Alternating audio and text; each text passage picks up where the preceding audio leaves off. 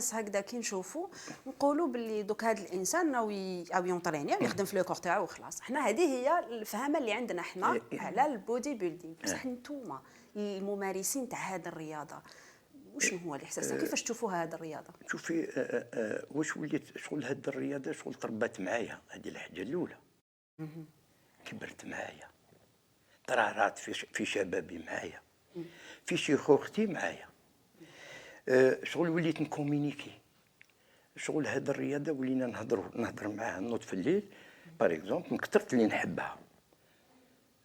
ولو كان هي باغ اكزومبل هنا في الجزائر ما عندهاش يعني حاجه باش تعيش بها دير بها وكذا وكذا. سي نقدروا نقولوا انه يمارسوها جوست بور لو بليزير.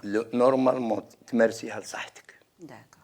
باش تبقاي دائما بصحه، تمشي تنفع الناس، يشوفوك الناس واقف قال واش يدير سبور عندك. صح. هذه هي.